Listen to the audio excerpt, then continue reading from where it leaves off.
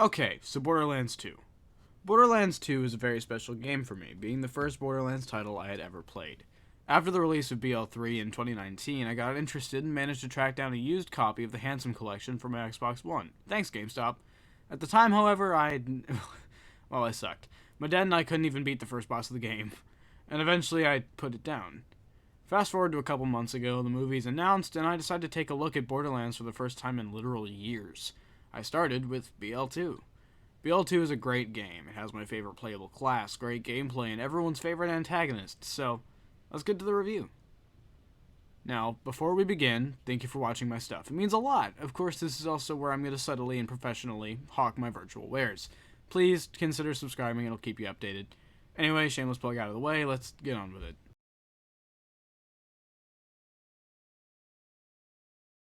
BL2's graphics are great, probably the shining example of the Borderlands style I touched on in my last video. Harsh lines, high contrast, sharp angles, you've got it all here, but that's a given. What takes it up a notch is the world design.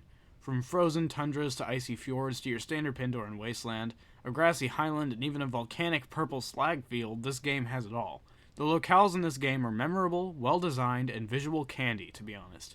I think my favorite and most unique area in the game has to be the Hyperion City of Opportunity, just because it's the most visually striking, and has the highest concentration of dry consumerist humor in the game. But enough about the graphics, let's talk gameplay, shall we? Gameplay in BL2 follows an interesting progression. Now, I haven't played much of BL1, admittedly, stay tuned for that one, but the gameplay as I saw it was unrefined. It definitely played like it was the first game in the series. Likewise, on the scale of BL1 to BL3, it definitively places itself right above BL1 and right at or below pre-sequel, as it should. I played as Krieg, the Psycho, and honestly that was probably my best decision in the entire playthrough.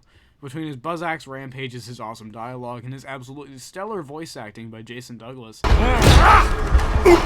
pain, no gain! He is a verified smorgasbord of hilariously fun melee-focused gunplay. Man, I love Krieg. I think BL3 refines the gameplay beyond what is present in BL2 or the pre-sequel, but I also think that BL2 functions amazingly for a game that's over a decade old. Sick animations and abilities that make you feel just powerful enough to be dangerous. No complaints here. Now that the gameplay is out of the way, time for the story. The story in BL2 is great, to say the least. The writing is phenomenal, the concepts are well handled, the characters are well voice acted, and at the risk of sounding like a suck-up, is all narratively perfect. Handsome Jack has been described as the villain we all love to hate, and there is no game that exemplifies that as perfectly as BL2. Immediately showing you how he speaks and acts through his voice lines directly to the character, and his echo logs scattered across the map, you get to know Jack more and more as the story progresses. I think the best part of this story is definitely its pacing. I never felt as though I couldn't keep up with the story, but I also didn't feel like I knew where it was going at any given moment. I was pleasantly ignorant and along for the ride every step of the way. I think as great as the gameplay and the graphics are, the story definitely takes the cake as the best part of this game.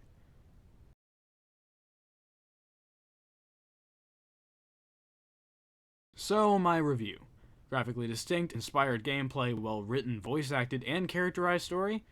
I promise not to hand these out often, but as I see no problems with the game that didn't come from my own skill level, I grant Borderlands 2 the coveted 10 out of 10. Congratulations.